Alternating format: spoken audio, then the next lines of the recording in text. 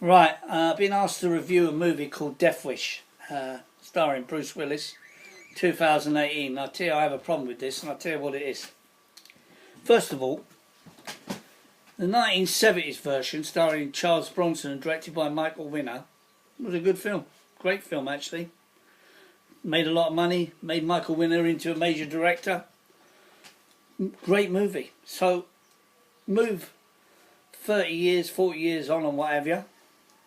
Why am I reviewing a 2018 movie starring a bald-headed man called Bruce Willis, which is only a remake of the original?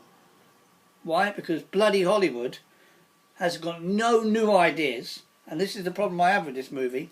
No new ideas at all. They haven't got a clue what they're going to make. So let's make a classic film from the 70s. When I say classic, alright, we're not talking Godfather Part 2, which is the best remake and better sequel than any other in the history of cinema. We're not talking classical like that, but still, why had to remake a film?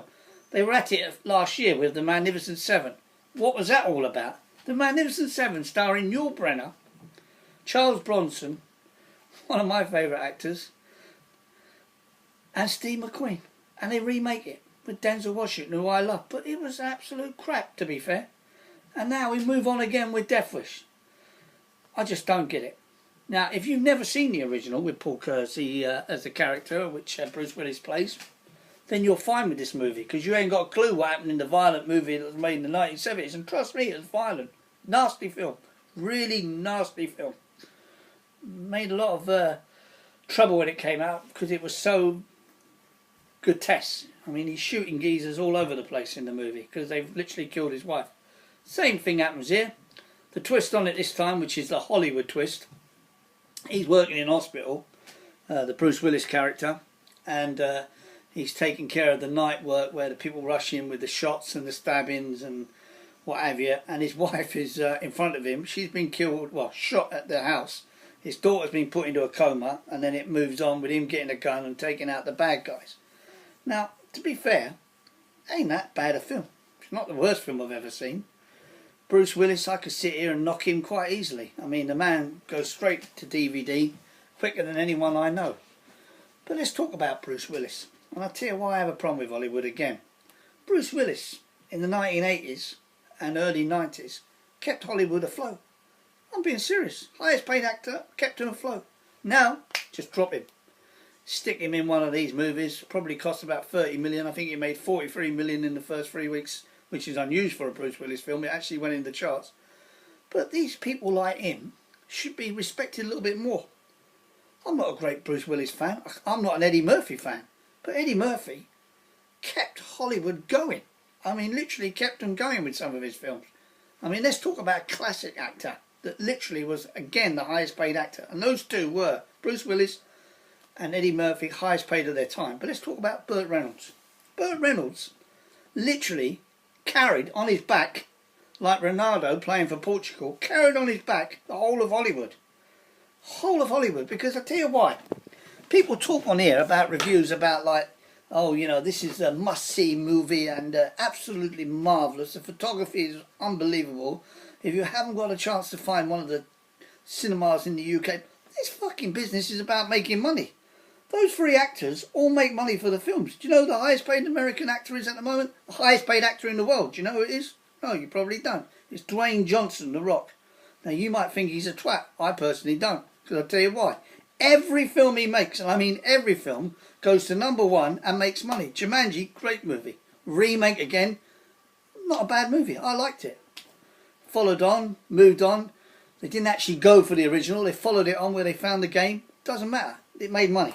And he is the highest paid actor in America.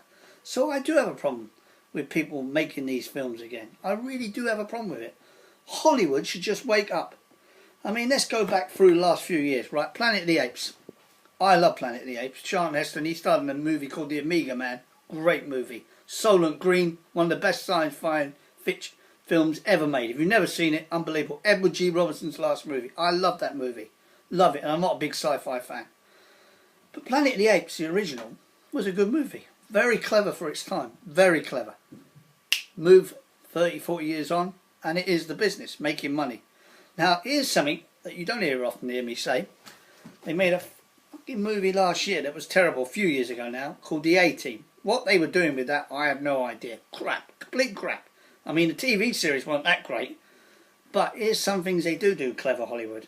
They made a film the last few years called The Equalizer with my favourite actor, Denzel Washington, and twisted that and put a modern spin on it. And I can't wait for the second one to come out this summer because that is clever. So there are good things that they do.